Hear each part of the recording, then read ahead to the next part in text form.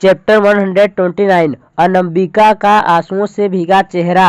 अंबिका उसका सवाल सुनकर कंफ्यूज्ड होते हुए बोलती है, कौन सा ऑफर है? तो अवधीक कहता है, मुझसे दोस्ती करने का ऑफर मिस अंबिका। तो अंबिका उसकी बात सुनकर वहां से जाते हुए कहती है, मेरा जवाब अब वही है ना। इतना बोलकर वो वहां से चली जाती है। अब आगे अंबिका तो 2 कदम चली ही गई होगी कि अवधीक, जिसे अंबिका के बिहेव पर गुस्सा तो आ रहा था पर ना जाने वो क्या सोचकर उससे बात करने में लगा था, वो उसके आगे आ जाता है और कहता है, मिस अंबिका, आप तो ठीक से मुझसे बात भी नहीं कर रही हो। आप एक बार मेरी बात तो सुनिए। आप पहली लड़की है जिसे अवधीक का प्योर की इतना अटेंशन मिल रही है और आप हैं कि अब अंबिका के बर्दाश्त करने की लिमिट खत्म हो रही थी। वो गुस्से में अपनी आंखें बंद करती हुई कहती है, देखिए मिस्टर कपूर। उसने बोलना स्टार्ट ही किया था कि अवधीक उसके करीब जाता हुआ कहता है, मिस अंबिका, आप जो कहेंगी वो मैं सुनूंगा, पर आप मुझे मिस्टर कपूर नहीं अवधीक कहकर बात करेंगी तो क्यों नहीं? जिन्हें मैं अपना मानता हूँ वो लोग मुझे इसी नाम से ही बुलाते हैं। सो अंबिका उसकी बात पर अरोग्राफी बोलती है, सबसे पहली बात मिस्टर कपूर, मेरे रास्ते से हटिए। मैं कुछ कह नहीं रही हूँ, इसका मतलब ये नहीं कि मैं कुछ नहीं कर सकती, बल्कि इसलिए क्योंकि मुझे आपसे बात ही नहीं करनी। दूसरी बात, अब तक मैं इसलिए आपसे रिस्पेक्ट से बात कर रही थी कि आपकी कंपनी में आइडियल हमारी। इतना कहकर वो छोड़कर देती है। फिर एक गहरी सांस लेकर अपने गुस्से को शांत करते हुए कहती है, आप जो कह रहे हैं वो मुझे सब समझ में आ रहा है, तो आप अपना फ्लर्ट करना बंद कर दीजिए। आपको आखिरी बात समझा रही हूँ, वरना इसके आगे जो भी होगा उसके रिस्पॉन्सिबल आप खुद होंगे। इसके बाद आपने मुझसे कोई भी बकवास की तो आपको रियल अंबिका शेखावत से रूबरू करवा दूंगी। सबसे आपसे इतना कहकर वो दूसरी तरफ चली गई। वही मैक्स, जो काफ़ी से ग्रेड से इंस्ट्रक्शन देने से बिजी था, तो उसने अवधीक की हरकत देखी नहीं थी, वरना वो अकेले ही काफ़ी था। वही अवधीक अंबिका की बात सुनकर अब उसे भी गुस्सा आने लगा। वो उसे जाते देख गुस्से में अपनी मुट्ठी कसते हुए उसे जाता हुआ देखता रहा।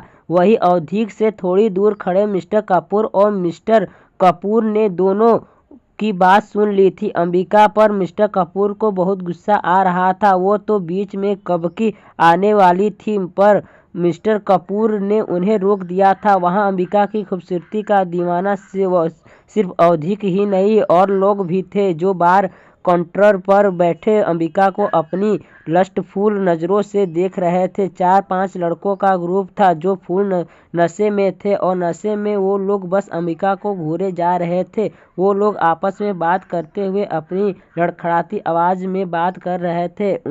उनमें से एक लड़का अंबिका को अपनी लस्टफुल नज़रों से देखते हुए अपने होल्ड पर जीभ फिरते हुए कहता है, यार क्या सेक्स लड़की है, इस पर तो मेरी नज़र हट ही नहीं रही है। एक बार कैसे भी करके यार इसे छू लूँ बस। तो साथ वाला लड़का भी लड़खड़ाती हुई आवाज़ में कहता है, तेरा बस छूने का मन कर रहा है? तो वो लड़का कहता है, यार तू समझा नहीं कि मैं कहाँ कहाँ छूने की बात कर रहा हूँ, और जब उसे टच करूँगा तो और भी कुछ कर लूँगा। ये बोलते हुए वो अपनी एक आंखें ब्लिंक कर देता है। वो तीसरा लड़का उनकी बात पर कहता है, यार तुम दोनों पागल हो गए हो क्या?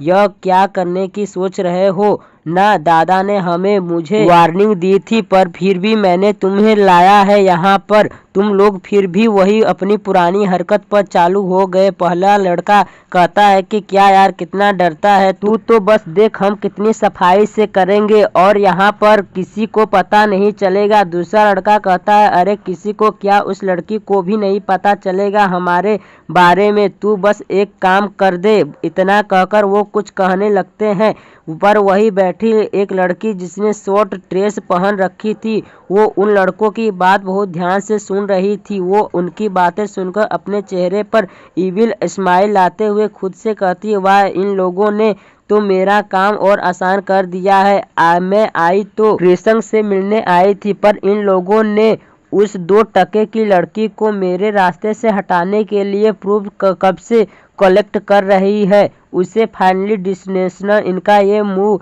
करेगा, बस उस वक्त कोई उसके पास होना चाहिए। इतना कहकर वो किसी को फ़ोन लगा देती है।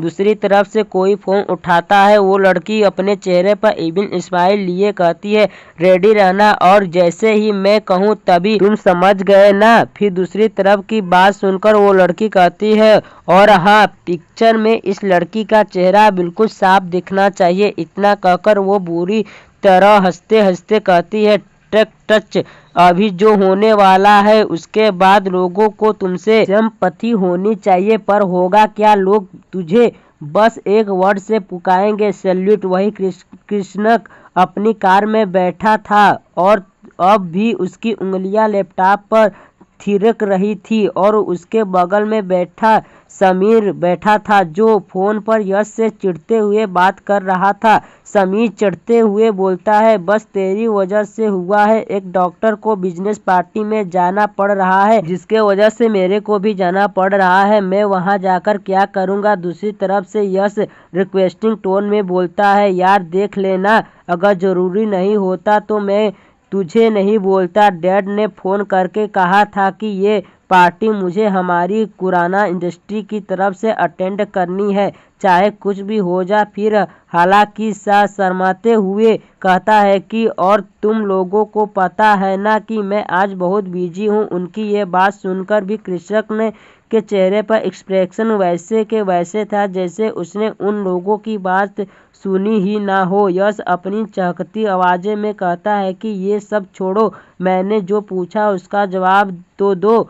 तो रानीत कहता है, जब तक तू पूछेगा वहीं हमें कैसे पता चलेगा कि तू क्या पूछना चाहता है, कब से तू वही बकवास किए जा रहा है। तो यश ने अपनी सिर हिलाते हुए हाथ रखते हुए कहता है, अरे हाँ, मैंने तो पूछा ही नहीं। हाँ तो फ्रेंड, ये बताओ कि मेरे फेवरेट प्लेस कौन सा है। उसके बाद सुनकर समीर कंफ्यूज होते हुए कहता है, तेरा फेवरेट प्लेस कौन सा है, यह हमें कैसे पता होगा। तो यश कहता है, कैसे फ्रेंड हो, तुम्हें मेरा फेवरेट प्लेस ही नहीं पता।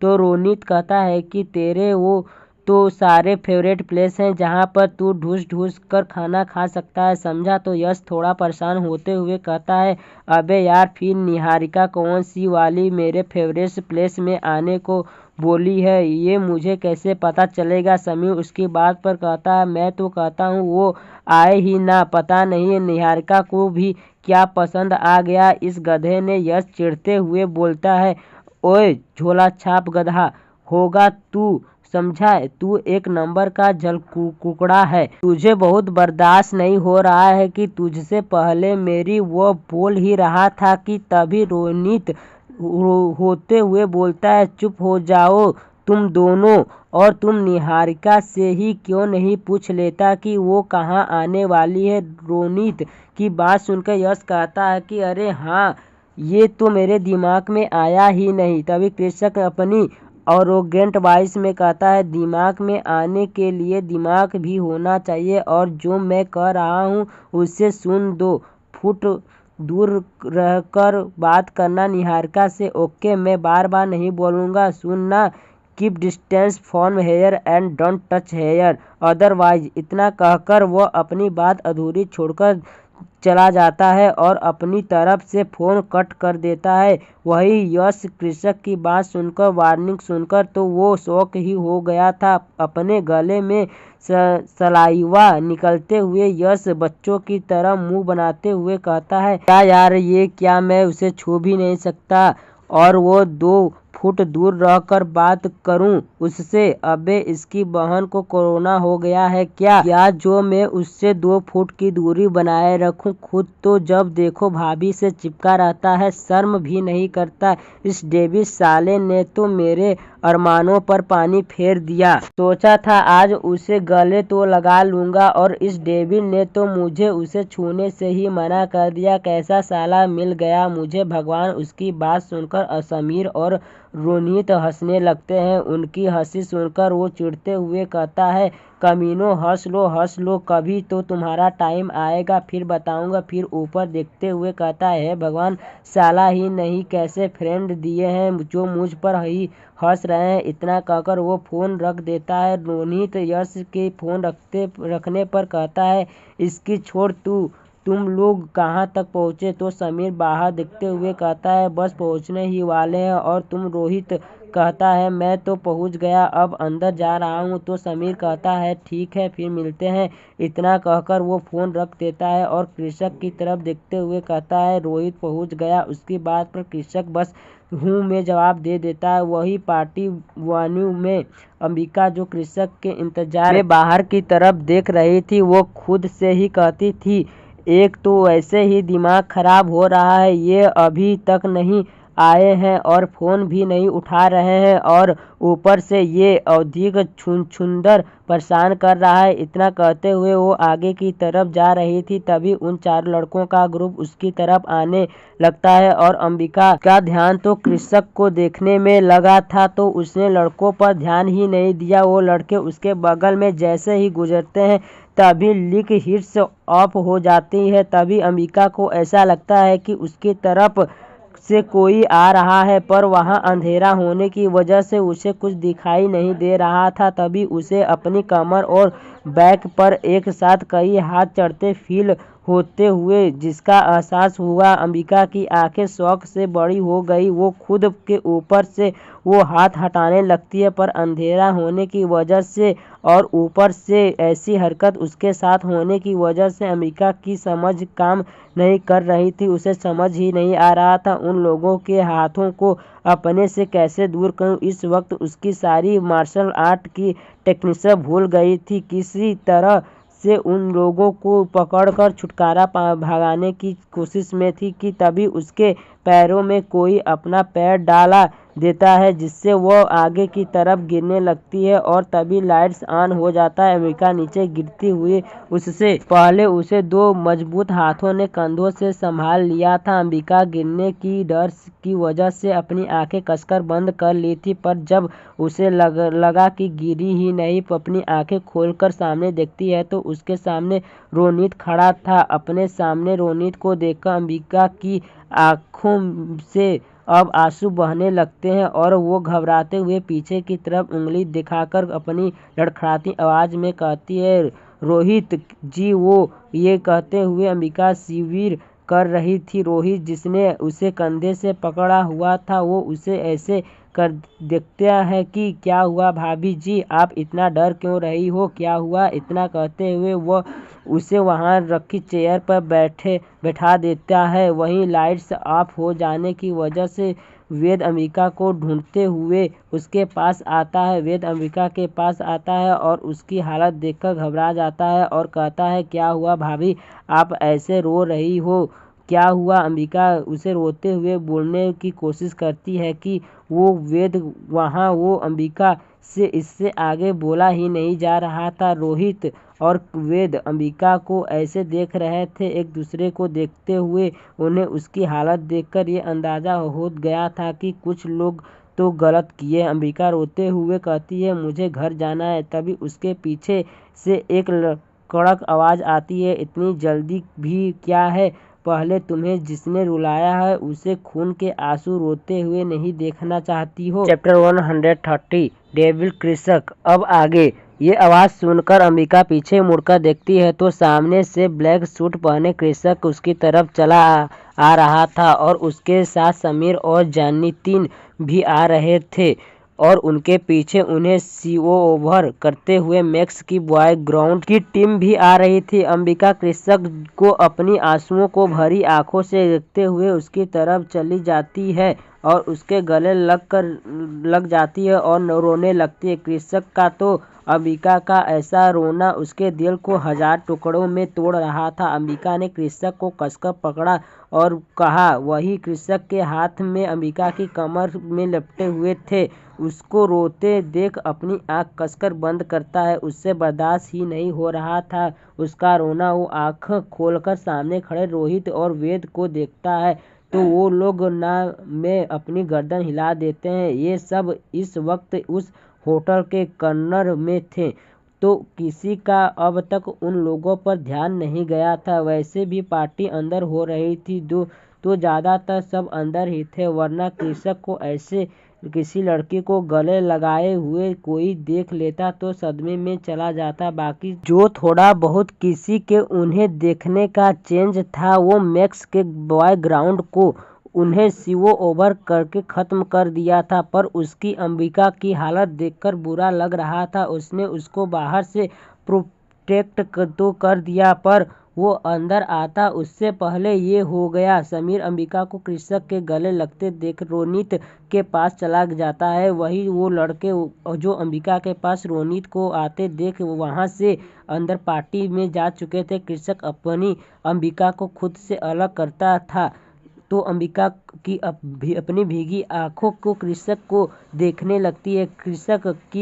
कृषक से उसके आंसू और बर्दाश्त करने की हिम्मत नहीं हो रही थी। कृषक उसके आंसू साफ करता हुआ उसे चुप कराते हुए कहता है, स्वीप चुप हो जाओ। कृषक के चुप कराने पर अंबिका चुप हो जाती है, पर वो अब भी सुबक रही थी। कृषक उसके चेहरे को अपने हाथ से भरकर बहुत प्यार से कहता है, शांत हो जाओ वाइफ, अब बताओ कि तुम क्यों रो रही हो? किसी ने कुछ कहा क्या? तो अंबिका उसके पूछने पर अपने भरे हुए गले से कहती है वो उन लोगों ने। फिर वो कृषक को सब बता देती है। कृषक जैसे जैसे सुन रहा था वैसे वैसे उसकी नीली आंखें गुस्से से लाल हो रही थी और उसकी मुठ्ठियां कसती जा रही थी। कृषक उसकी बात सुनकर अंबिका को अपने सीने से लगाते हुए प्यार से कहता है, वाइफ, अब एक भी आंसू तुम्हारी आंखों से नहीं आना चाहिए। बी स्ट्रॉन्ग वाइफ, कहते हुए उसके आंसू साफ कर देता है। अंबिका उसके कहने पर हाँ में सर हिला देती है। अंबिका कृषक की आंखों में गुस्सा साफ दिख सकती है। एक बार तो अंबिका भी उसके गुस्से में लाल आंखें देख बहुत डर गई थी। कृषक उसके चेहरे को देखने लगता है। उसका चांद सा चेहरा जिस पर हमेशा चमक रहती थी, इस वक्त उस उदासी के काले बादलों ने घेरा हुआ था। कृषक को हरगिज मंजूर नहीं था। कृषक उसे खुद से अलग करते हुए प्यार से कहता है, वाइफ, तुम बैठो जाओ और अब बिल्कुल भी रोना नहीं। जिस पर अंबिका हाँ में गर्दन हिला देती है। कृषक जतिन को देखते हुए कहता है, वाइफ के साथ ही रहना। कृषक के कहने पर जतिन हाँ में गर्दन हिला दिया और अंबिका को लेकर वहां से चला गया, काउच की तरफ चला गया। अंबिका को जाता देख कृषक, जिसने खुद के गुस्से को काबू में कर रखा था, अब वो आग उगल रही थी। वहीं समीर जो रोनित और वेद के पास चला जाता है तो अंबिका को ऐसे रोते हुए देखता है। क्या हुआ भाभी, क्या हुआ भाभी, ऐसे क्यों रो रही? उसके बात सुनकर रोनित और वेद उसकी तरफ देखते हैं। रोनित हैरान होते हुए कहते हैं, मतलब तुम्हें भी नहीं पता भाभी क्यों रो रही हैं? तो समीर कहता है, अब कैसे हमें कैसे पता होगा, हम तो अभी जस्ट आए हैं और मुझे और कृषक को तो मिस्टर बलिया अपने साथ ले जा रहे थे। तो कृषक ने वेद को इस तरफ आते हुए देखा तो उसे लगा कि भाभी इधर ही होगी, तो इसलिए आ गया और यहाँ आकर देखा तो वो बोल रही थी कि कृषक की गजरती हुई आवाज़ आती है, Max I went them date any fucking cost. फिर मैक्स की तरफ अपनी नीली उगलती आंखों को देखता हुआ कहता है, अगले 5 मिनट में वो लोग हमारे सामने होने चाहिए। मैक्स जो कृषक के पीछे ही खड़ा था तो उसने उसकी बात सुन ली। वो भी अपनी गर्दन हाँ में हिला दिया, वहाँ से चला गया। मैक्स के जाते ही समीर कृषक के पास आ जाता है और कहता है, कृषक का क्या कहा भाभी, वो ऐसे क्यों रो रही है और तुम किन्हें लाने की बात कर रहे हो? समीर के पूछने पर कृषक अपनी सब बात बता देता है। कृषक की बात सुनकर सबकी आंखें में गुस्सा आ जाता है और वो लोग चौंकते हुए एक साथ कहते हैं, क्या? तभी वहाँ मैक्स लैपटॉप लेकर आ जाता है और कृषक के आगे कहता है, बॉस ये देखिए, ये है वो लोग। कृषक उस लैपटॉप की स्क्रीन पर चल रही फोटोज देखने लगता है। अंधेरे होने से पहले वो चार लड़के अंबिका की तरफ आ रहे थे और उनके पास आते ही लाइट ऑफ हो गई। कृषक की आंखें ये देखकर अब अंगारों बरसा रही थी। थोड़ी देर बाद जब लाइट ऑन हुई तो वहाँ रोहिणी के आने से वो लड़के वहां से अंदर चले गए थे। कृषक ये सब देख ही रहा था कि उस फुटेज में एक कोने में खड़ा आदमी जिसने फेस को रुमाल से ढका हुआ था अंबिका की फोटो खींच रहा था। ये देखकर कृषक की ईब्रो सिकुड़ जाती है और वो मैक्स से कहता है, पहले इन चारों को लेकर आओ और फिर इस आदमी के बारे में पता करो।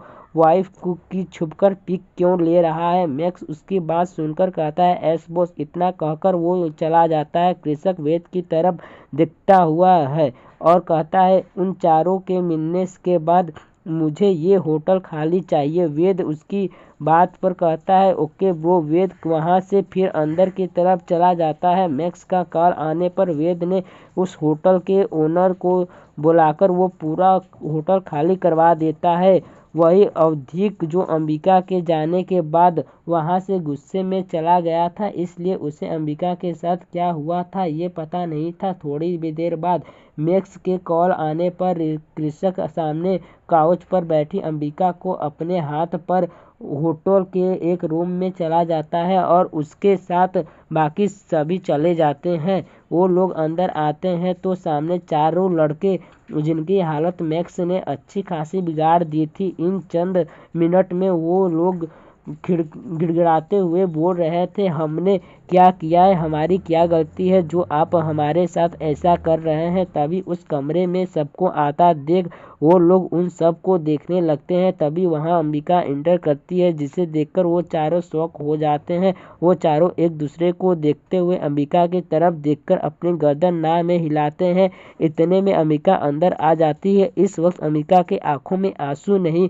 गुस्सा था, क्योंकि वह चारों को देख समझ गई थी कि इन चारों ने ही उसके साथ छेड़खानी की है। वही वो लोग भी अंबिका को देखकर वो लोग समझ जाते हैं कि उन लोगों को यहाँ पर क्यों लाया गया है। वो लोग अभी अंबिका को देखकर शौक में थे कि वहीं उसके पीछे आते हुए कृषक को देखकर उन लोगों की आंखों में शौक में पूरी खुल जाती है। वो लोग ऐसे ही चौंकते हुए धीरे से कहते हैं, कृषक सिंह राजपूत यहाँ। फिर उनमें से एक अपने फ्रेंड को देखकर डरते हुए कहता है, ये यहाँ क्यों आए हैं? तभी अंबिका उन चारों के पास आती हुई उनके मुंह पर एक थप्पड़ जड़ देती है और गुस्से में कहती है कि तुम लोग की हिम्मत कैसे हुई मुझे छूने की? हाँ, तुमने लड़कियों को क्या अपनी पर्सनल प्रॉपर्टी समझ लिया है? तुम्हें ऐसी घटिया हरकत करते हुए थोड़ी सी भी शर्म नहीं आती? ऐसी घटिया हरकत करके तुम लोग खुद को मर्द कहते हो?